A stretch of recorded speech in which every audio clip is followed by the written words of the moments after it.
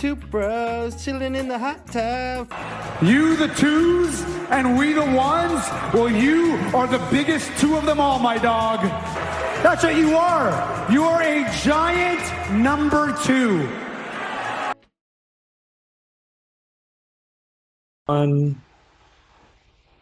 Yo, what's going on, guys? Welcome to a brand new episode of the Two Bros Podcast. As always, I am Bryce, and I am joined by...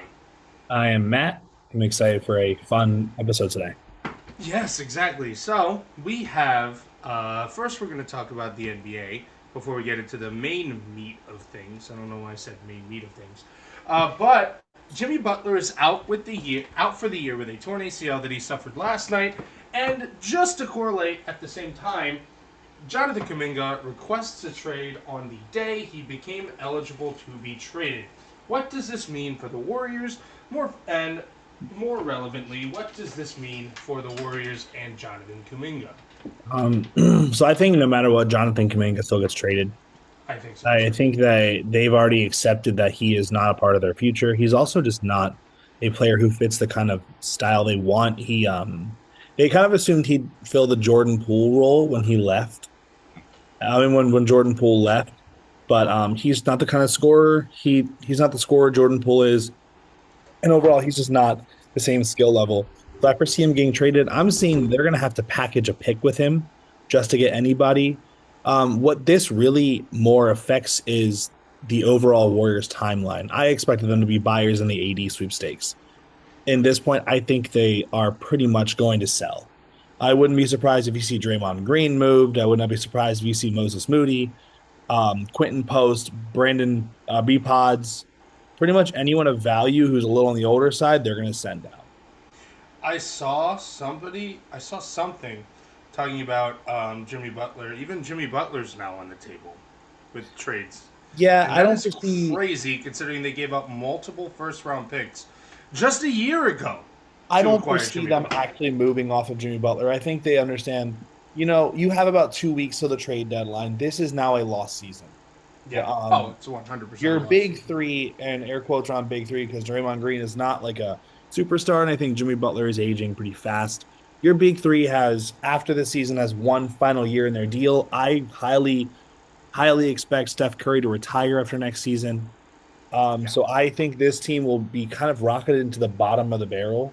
And having given up 2 first-round picks, you're going to see a bit of a massive fall-off for this team, which should scare Warriors fans. I mean, having come from being such a dominant force in the NBA to now relegated to in Jazz territory, you have to be worried because once Steph Curry retires, this team is over.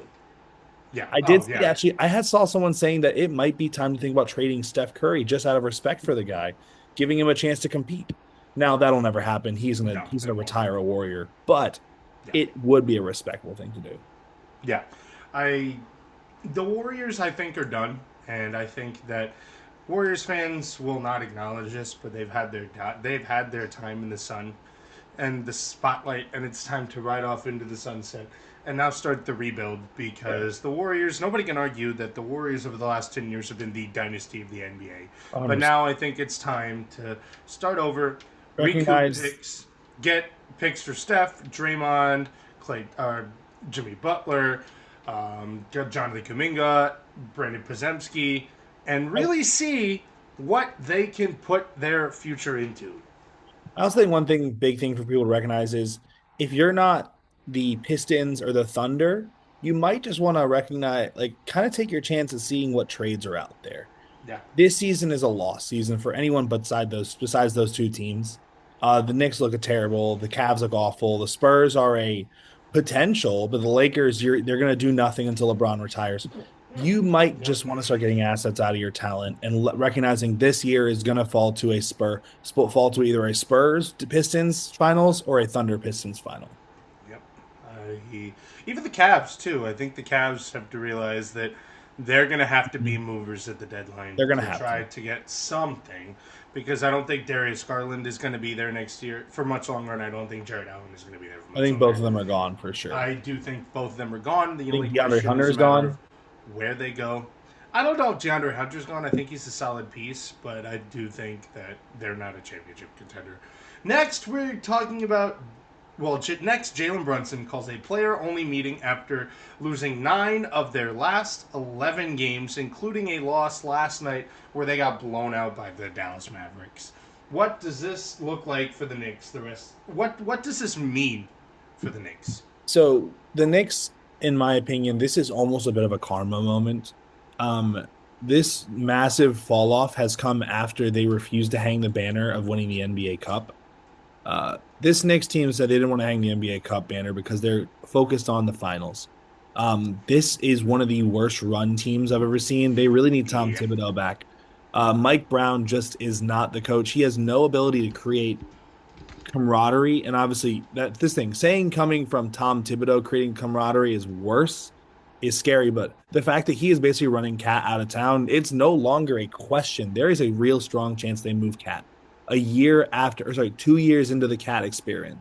A season and a half. A season and a half in, I think you have to put this on Mike Brown. I mean, this Jalen Brunson calling the players only meeting really shows that he wants this team to have a chance. And they're still third in the East right now, which shows how bad the East is.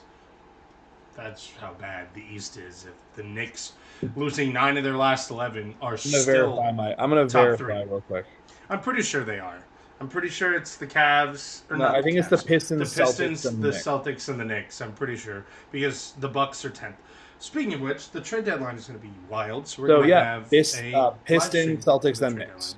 So next, we're going to move on to some Ja Morant news because you were the more expert on the Ja Morant news. Let me look this up right now because I tried to find it and I could not anywhere. I couldn't anywhere at all. I typed in Ja Morant kicked off the bench, Ja Morant 2026 news, and I couldn't find anything about it. So if we can't find it, we're just not going to talk about it. But there's supposed to be news about him getting kicked off the bench after arguing with a teammate or something. So I was wrong. It was not kicked off the bench. But what happened is Ja Morant had a heated verbal argument with Memphis Grizzlies teammate Vince Williams Jr. ahead of a 2026 shoot-around in Germany. This, basically, they fired off some pretty profane words at each other. What happened was they had to be separated on the bench. To me, this just shows, and basically what happened is they were talking about just things going on, and I guess Ja Morant was not being included in the mindset. This shows that Ja Morant's gone. I think it's not if, it's when, and it's who. We talked a little bit last week about where he could go. It's looking likely the Heat are the number 1 team, but I really think if you're the Timberwolves, you take a shot. Yeah, I do think that the Timberwolves and the Heat are the 2 big ones. I also maybe see Philadelphia throwing their hand in this. I think for a guard heavy team like Philly, it doesn't make much sense. Yeah, but I think so for Minnesota, Sacramento could. Minnesota is a team you look at and recognize they are genuinely a really good point guard away from being a contender. The Minnesota is a team that you can look at right now and think they might be able to take down OKC in a 7-game series. Yeah. Adding on a genuine scorer like Ja Morant to go along with Anthony Edwards, to go along with Julius Randle, Dante DiVincenzo, and Rudy Gobert. I mean, I think there's enough defenders to make up for what Ja Morant doesn't offer you. Yeah. So I think it'll be likely you see him going to the Heat. They're going to give up a few players for him, but if the Heat decide not to make that move, I think the Timberwolves are a really good fit. I'm seeing also that maybe Sacramento is going to offer a package that consists of DeMar DeRozan and I think second-round picks and another player. I don't know. I think that is, after seeing what Trae Young went for, I think that's kind of around the market where Ja Morant's going to go for it. I think he may have less trade value than Trae Young. Ja Morant still is a little younger, and yes, his injuries are just as bad. I think Ja Morant, no matter what, commands a little bit more just because you know what you're getting with Ja Morant. You're not expecting a game wrecker. You're expecting a guy who confuses the defense and figures it out, while Trae Young can be a game wrecker or he can be a non-factor. Yeah. And that is it for our NBA stuff. Next, we're going to move on to some coach news because we had a lot that happened in our week that we didn't talk about the coaches, because it seems that every single coach hiring or firing or extension happens when we don't record. So first of all, we're going to talk about this because this happened right after we recorded the podcast last week, and it really finalized over the last few days. John Harbaugh finalizes a 5-year deal to be the new head coach of the New York Giants worth $100 million. What is your takeaway from this? I mean, I think it's a great signing. John Harbaugh is a legendary coach. I mean, before him and Tomlin left their teams, he was the second longest tenured head coach in the NFL for a reason. Has a Super Bowl to his name, has consistently led his team to the playoffs, and honestly, if they beat Pittsburgh like they should have, he probably would still be playing. He probably would still be on that team right now because I think this Ravens team would be making a run. I am very confused just in general that the Ravens thought it was a smart choice to fire him. But I really like what's going to happen with this Giants team. I was talking to my dad about it, and he said a great idea. Harbaugh might not outcoach you, but he's going to put great personnel around him. I would not be surprised if he brings in a brand new OC, brand new DC, gets a whole new special teams. And you and I were talking this earlier. I believe 1 year from now, Joe Schoen is on his way up. Yeah, 100%. I think that, I'm not a big Harbaugh guy. I think both of them are insanely overrated, but you can't deny that with the Harbaughs in the building, there's some sort of stability with an organization. Look at the Chargers last 2 years. They have went from bottom feeders to a team that is actually taken seriously now until the playoffs come. And I think the Giants just have to be looked at this team now that they could realistically be one of the worst to first teams next year. We're going to talk about another potential worst to first team next year. But I do think that they could be a potential worst to first team. Next, we have Kevin Stefanski being hired as the new head coach of the Atlanta Falcons. What is your takeaway on this? So I thought this was the perfect hiring for them. We see this as a team whose defense is already unlocked. The defense was never the question for this team at all. It was always the offense.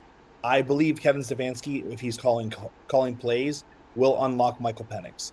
He's going to unlock Kyle Pitts if they bring him back, Drake London, Bijan Robinson, Tyler Algier. The list goes on, Darnell Mooney, and so many others. I really believe that this team could take that next step and absolutely blow the NFC South out of the water. Unfortunately, I agree with you 100%. I think as a Panthers fan, this is not the hire I wanted the Falcons to make. I wanted the Falcons to stay the Falcons and just destroy every chance they have of winning. But I do think that this is the right move for them. You see what Raheem Morris did with Bijan Robinson, and that you get a guy who knows what he's doing with players like Kevin Stefanski. Bijan Robinson may run for 2,000 yards every season under Kevin Stefanski. I'm going to say that right now. Kyle Pitts will be a top 5 tight end in the league. Michael Penix will be a top 10 quarterback in the league just because Kevin Stefanski knows what he's doing. And that I hate it. I hate it as a Panthers fan that I'm now going to have to deal with Kevin Stefanski, and we're going to talk about another thing later that I'm going to hate as a Colts fan. But yeah, no, this is the worst possible thing for the Falcons. Best possible thing for the Falcons, worst possible thing if you're a fan of any other team in the NFC South. Next, we have the Detroit Lions hiring former offensive coordinator Drew Petzing from the Arizona Cardinals as their new OC. What do you think of this move? Honestly, I don't think it does much. I don't think the Cardinals' offense was that great this season. Yes, they were all right. I just don't see this being much of an upgrade. In the end of the day, it's really hard to replace a Ben Johnson type guy. So I don't see this being that much of a difference here. I mean, Drew Petzing is the same guy who made Jacoby Brissett look like a top 10 quarterback pretty much the whole season last year. And with all the injuries they had, with James Conner going down, with Trey Benson going down, with Zonovan Knight going down, they still looked competent. Even with Marvin Harrison Jr. missing most of the season, this offense looked insane. So I think if you put Drew Petzing in this offense, I think you're going to unlock a new thing that they haven't had since Ben Johnson. I don't trust him to unlock this offense, to be honest. I don't know. Anyways, Kansas City brings back Eric Bieniemy as their OC. What is your takeaway on this? So I think when Mahomes is playing, this is scary.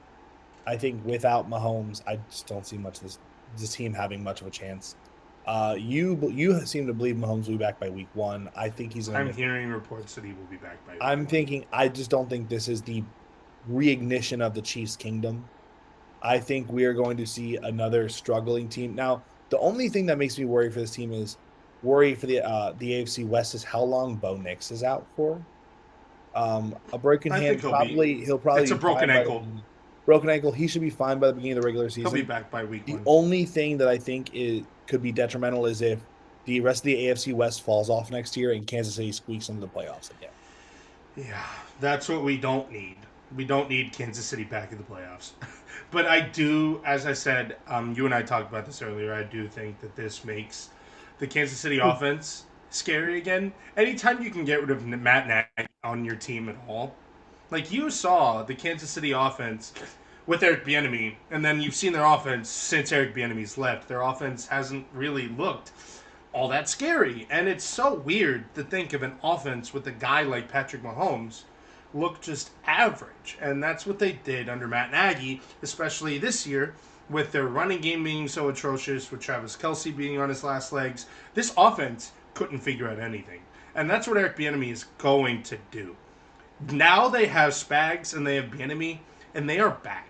The dynasty is once again unlocked, and I that's would what's not go that scary far. for the rest of the NFL. Is that we're gonna have to deal with a Eric Bieniemy offense and a Steve Spagnuolo defense. I would not go that far. Okay, next we have the Miami Dolphins hiring former Packers DC Jeff Hafley as their new head coach. Take it away. I'm upset. I hate seeing him go. He was a fantastic defensive coordinator for the Packers. One, just I mean, you look at the team he had, look at what he was doing with the team. Even after Micah Parsons went down, losing the players he did, he held this team up. So I struggle to see him go. I'm not sure how much I feel about him as a head coach, but Especially with Miami. I understand the hiring and I can completely recognize why they picked him up. I mean, I don't really get it. He's a guy who led a Packers defense over the last few weeks of the season to blow multiple leads, two against the Bears, really. So I do think that this is a guy who has a lot of question marks, and he goes to a team that might as well be called the Miami question marks because they're going to have so many questions that need to be answered this offseason. Who's their quarterback? Is Tyreek Hill going to be there? Is their defense any good? Which I don't think it is. Their offensive line is bad. They're going to need a revamp of pretty much everything on the Miami Dolphins, not named Devontae Chin. And this is a guy who I don't know if he can handle a team with as much horrible question marks as the Dolphins have. You don't want to give the reins to a guy who has never been a head coach before for a team like the Miami Dolphins. So next we have the Titans hiring defensive coordinator Robert Saleh as their new head coach. And this is the one that scares me. I don't want to see the Colts face Robert Saleh 2 years or 2 times this season. I don't. He's going to make the Colts' life a living hell. And this is one of the other worst of first teams that we talked about. This team could be one of the worst of first teams that I talked about. I talked about 3 potentially. I talked about one last week, and I talked about another one this week. You What know, is I your think takeaway this of this? is one of those teams that one of those signings that you really have to be scared of. I think Robert Sala was done insanely dirty by his By the by the Jets. regime and not just the Jets. Oh yeah, sorry, for by the Jets. And when he came to San Francisco, he proved why he was so highly touted. Um, I think he's going to be an outstanding coach. I Yeah, think you saw he what not he just has a did. team that he not just has a team that believes in him, but he has a young quarterback that he can mold, a defense that is already ridiculously good. All he has to do is hire the right offensive coordinator, which Mike I was McDaniel. just reading that Brian Dable is linked to them as well.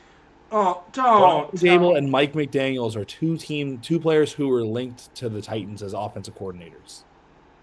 Brian Dable, the same guy who turned Josh Allen into a literal weapon of mass destruction, and Josh McDaniel Josh McDaniel, Mike McDaniel, who could scheme anything. I think this team could be a literal worst to first candidate next year because I think the only other team in the AFC, what is it, East? South. AFC South who scares me is the Jags. If Mike McDaniel is the OC, then the Titans are officially Bang Bang Niner Gang, and it makes me sad. Oh, It wow. makes me. You're I right. don't want to see that at all. I don't. This thing, Next, a we're gonna consolation prize would be Brian Dable, who is still outstanding. Either way, I'm screwed as a Colts fan because I either have to deal with a Mike McDaniel offense or a Brian Daboll offense, and I don't want to deal with it. I don't. Next, we have the talking point of the NFL world over the last week or over the last few days, in which the Buffalo Bills fired head coach Sean McDermott after 9 seasons. And 8 of the 9 seasons, he led them to the playoffs. And I think I mentioned before the playoffs that if they couldn't get the job done, it was time for him to go. Because he was on the hot seat based off of his postseason record. And this was the final straw. And ironically, this was the game that he probably shouldn't have got fired. But after all the shortcomings of him and his coaching flaws, Josh Allen played bad, and he didn't play bad. It's not that he played bad. It's just the defense once again can't hold up in big moments. That is an issue on the coach. I'm sorry, I highly disagree with you. Looking back at this team, it's the reason the team is so bad is Brandon Beane. His And he inability got to sign promoted. people, He got promoted. By his the inability way. to sign people, his inability to bring in defensive personnel that have anything to He do. doesn't know what receivers look like. He has no clue how to draft or bring in receivers. He let one of the best receivers in team history walk. I'm sorry, Brandon Beane should be the one who's fired. I understand that. I truly Fire both believe of them. that last year was the year to fire him. With the absolute juggernauts that were available, imagine Josh Allen with Ben Johnson. Think about that. Josh Allen with Ben Johnson as his head coach. This team would have went like 15 and 14 and 2. They would have been the number 3. 1 seed in the AFC. But They would I have understand. been. I do not think Sean McDermott is the long-term option, but this was not the year to fire him. I think what happened is they got screwed. And also, let's be real. If John Harbaugh decided to take his time and not sign right away, I do truly think if he knew the Bills' job was going to be available, he would be a Bill. He would. I'm pretty sure. I Who saw wants to Ben, go from coaching Lamar Jackson to Jackson Dart if you can go from Lamar to Josh Allen? You can get arguably a quarterback upgrade, and The only, in weird my as that opinion, is, the only quarterback who's better than Lamar Jackson in the NFL is Josh Allen. I think it's 1A, Yeah. 1B. I think it is 1A and 1B. If you can go from Lamar Jackson to Josh Allen or Josh Allen to Lamar Jackson. However, here's what I do think will happen, because we were joking last week. I think Sean McDermott is going to go to Baltimore. I was talking today with one of my coworkers about it. We kind of think Pittsburgh. I I think we're Pittsburgh going might be. to talk about that one. We're going to talk about that one because I have something on here. Next, we're going to talk about the Green Bay Packers and their baffling decision, head-scratcher decision, to sign Matt LaFleur to a multi-year extension. What is your takeaway from this? As a Packers fan right now, I actually get it. I am in the same spot of where I'm saying for the Bills. Right now is not the time. If you missed the playoffs and you had the coaches who are available to you right away, that is fine. Right now isn't the time. You're going to fire Matt LaFleur just to bring in what? Who? Brian Dable? You're going to bring in Mike McDaniels? Any of these guys you're going to hire? I mean, Joe Brady right now. Joe Brady is the only interviewing person right who I now. would want them to bring in would be Clint Kubiak, and you can't get him till most likely after the Super Bowl. That's fair. I mean, you and I thought the whole season that he should have been gone anyways, but he doesn't know what he's doing. He really doesn't know how to call plays. He has called some of the most baffling, head-scratching plays that make you wonder how he even got this job in the first place. The Packers' luck, I feel like they're going to fire Matt LaFleur and say, hey, Kevin Patullo, you did a good job in Philadelphia. Come be our head coach. That's what I feel like. Here's the thing, right? So, I think the only thing that'd be worse is bringing back Mike McCarthy. You're talking about Mike. Speaking of Mike McCarthy seems to be the front runner to become the new Steelers head coach. What is your takeaway from this? The Steelers go from perpetual 9-8 to perpetual 8-9. Yeah. Mike McCarthy is a coach who knows how to get a lead and then knows how to blow a lead. That's all he's ever done. He will put you through the ringer. He will make you anxious and find a way to let you down, all within 60 minutes of football. And this is coming from a guy who's had experience. This is a Packers fan right here, if you don't know. He's had to deal with Mike McCarthy directly to Matt LaFleur. So the Packers coaches know how to blow leads. If you want an example of what Mike McCarthy can do, he was fired by Green Bay. A few years later, faces Green Bay in the playoffs and puts up 20 points. And now all of it was in junk time. Yeah. In garbage time. This man was fired for Brian Schottenheimer and Schottenheimer, who had a losing season, looked like a better coach. Yeah, this offense under Brian Schottenheimer looks absolutely. As somebody who lives relatively close to Pittsburgh, knows a lot of Pittsburgh Steelers fans, everyone wants Brian Flores. Brian Flores would be great. He is the perfect fit for this defense. This is a defensive-oriented team. Let Brian Flores do his job. You could argue their defense looked the best when he was their DC, when he was there calling plays for the defense, because he knows what he's doing. It does, actually. But if you really want to fall off, go ahead and sign Mike McCarthy. Next, we're going to talk about some player news because Bo Nix is out for the remainder of the year after breaking his ankle in overtime in a 33-30 win over the Buffalo Bills in the divisional round.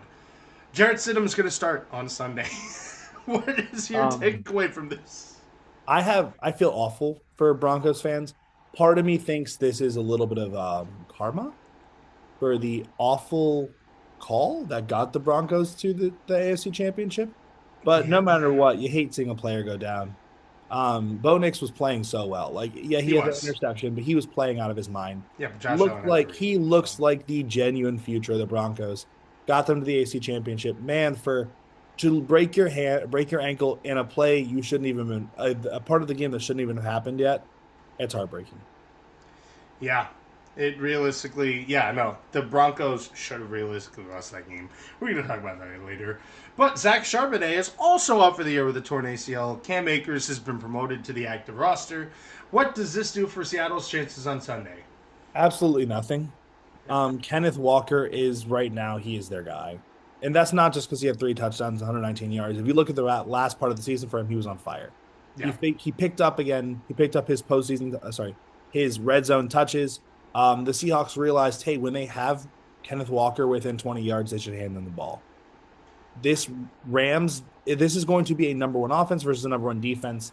But one side of the football we're not going to talk a lot about is the Rams defense versus the Seahawks offense. Both of them are formidable. What gives me the edge here is the Seahawks run game, which makes me think they have – I'm not going to say who I think is going to win this game, but the Seahawks run game is a very big of an X factor for them. And I think it's all falls on K9 anyways. I agree 100%. It sucks for them, but it's not like he was their starting running back because they still have Kenneth Walker. Anyways, we're going to talk about some notable division round games because this one, ironically... We have to speed run it because we got the 10-minute warning. Okay, we're going to talk about one game then, because the Buffalo Bills versus the Broncos is the real game that has everybody up in arms right now because of the ending. I'm going to start us off. That was a catch. It was. That was a catch. I have no dog in the fight. I am not a biased fan, but that was a catch. It was. And do you watch how they refed the Devontae Adams catch, and then also the catch in the Patriots game? They've put those as catches. How does this become an interception? And then also for the NFL to refuse to even review it feels odd. And Sean McDermott's last thing he said, I 100% agree with. He said, I will fight that call till the end of the day because I will fight for my team, and I believe that was a catch 100%. And he's right. He's right. If you're going to call the Devontae Adams catch a catch, which it went exactly the same way as the Brandon Cooks catch that turned into an interception, you can't pick and choose. And this is why people think that the NFL has something against the Buffalo Bills. Because, yes, they come up short every year. But they Brandon Cooks literally had the catch ripped out of his hands. He did. Rolled. He did. His knees And and people shoulder say- hit the ground. And I see so many people saying right now that if you think that's a catch, you don't know football. I've been watching football for 20 years. I know football more than most people ever Let's will. talk about the I've seen this so much. I've seen this happen so much. And they rule that a catch 9 times out of 10 unless also Josh talk about Allen's throwing the ball. Last year, for some reason, they said that Josh Allen didn't get the first down when he was over a yard over the first down against yeah. Kansas City. The amount of phantom calls that have been thrown against the Bills. I'm not a conspiracy theorist. I'm not going to be like the NFL rigs games, but there is something about this Bills team that just keeps getting screwed by the Zebras. The refs continuously screw, and I understand if Josh Allen doesn't have 4 turnovers, they probably blow the Broncos out of the water. But we're not going to sit here and talk about that because you're also not going to talk about how one play determines the game. We're not going to talk about how that interception determines the game. Let's lead up to the moment that really caused it. That's a catch. Brandon Cooks' knees both hit the ground. His shoulder hits the ground. There is 3 parts of the body that touch the ground. Even rolls. And it was a football move. It was. His body hits hits the ground in 3 different points. It's a football move. He is down. This is why I get people saying that the NFL wants to screw the Bills. And year after year, they get screwed. So I'm not saying the NFL rigs it against the Bills, but it's a little fishy when every single year in the playoffs, something happens that realistically should go the Bills' way, and it doesn't. It doesn't. And I used to be one of those people. I don't do that anymore. But now you know why I did it. Because there's a lot of weirdness going on. Okay, next we're gonna give our predictions to the game. So each game this round is gonna count as 12 points. 12. So last week you and I both went 8-8, meaning we went 2-2. My record for the year is 175, 97-1. Your record is 153, 29-1. I don't think I can actually come back. There's not enough I points. think you can actually. If each one is 12 points and I pick different than you, Okay. you're it. Yeah. Let's start it off. Okay, so now we have the NFC Championship, or the AFC Championship game, in which the Denver Broncos are at home against the New England Patriots, in which I hear J.K. Dobbins might come back. So I feel awful for the Broncos, but I have no choice but to pick the Patriots here. This is not a Nick Foles moment.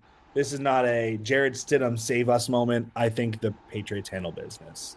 Not going to be an easy one because this Broncos defense is outstanding, but we saw what they did against a better defense in the Texans. I think the Patriots handle business here. speaking of which, I think it's time that we maybe consider C.J. Stroud a bust, or overrated. But that's the time for another day. I have Denver winning 13-10. I do. I have Denver winning 13-10 and going to the Super Bowl. I do think it's going to be a not really pass-heavy game. I think it's going to be a very run-heavy game for both teams. But next we have the NFC Championship between the Los Angeles Rams and the Seattle Seahawks. I'm not going to pull up my notes because I forget who I picked here.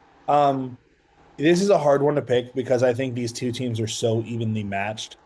I am going to go with the Rams here just because I think Matt Stafford's experience along with Sean McVay's gets them over this hump. But I think it's going to be a slugfest. This is going to look more like their 38-37 game, their 21-19 game. I have the Rams winning, but I do think it's going to be 22-19. I do think it's going to be 22-19, close to their first one. But I do think the Super Bowl is going to be the Broncos and the Rams. I had the Patriots and the Rams.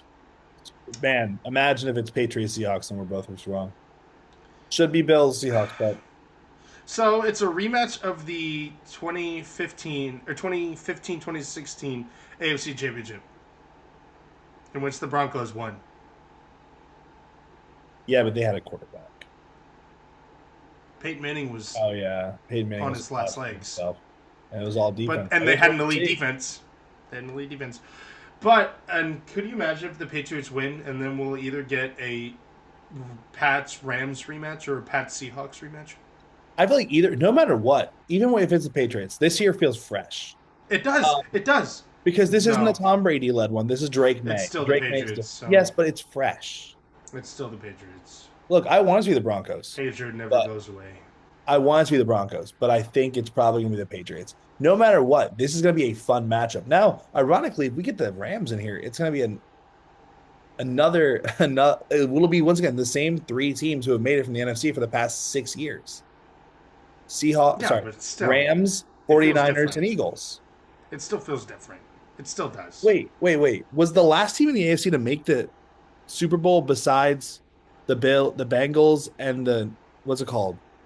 Chiefs, the Patriots? I'm pretty sure. Because Oh, the last. gosh. The Bengals also. Yeah, I oh, said yeah. the Bengals. Yeah, That Yeah. one year since Patrick Mahomes became the full-time starter, with the exception of the Bills. of his rookie year and Joe Burrow, I'm sorry, the Bengals. it has been the Kansas City Chiefs. The last one to do it before Patrick Mahomes became the starter was the Patriots. Oh my gosh. It's just history repeating itself. And So then we're the basically last- banking on the Seahawks or the Rams to save us. I can't escape the Patriots dynasty! These stupid refs. I truly believe if the Bills made the AFC Championship, they go to the Super Bowl. I do think so, too. I think do they think could have so. handled the Patriots in the playoffs. I think they could have also. But anyways, how much time do we have? About 2 minutes. Congratulations, Indiana, and I didn't think I would ever salute a Big Ten school outside of Ohio State because none of them deserve it. However, Fernando Mendoza. Indiana's the first team. Fernando Mendoza gave them their, I think, first national championship ever, and they're the second ever 16-0 team ever in college football. The other one being Joe Burrow and the LSU Tigers. So, anyways, that's going to do it for this episode. If you know what to do, like, comment, subscribe, and as always, we'll see you guys next time. Peace.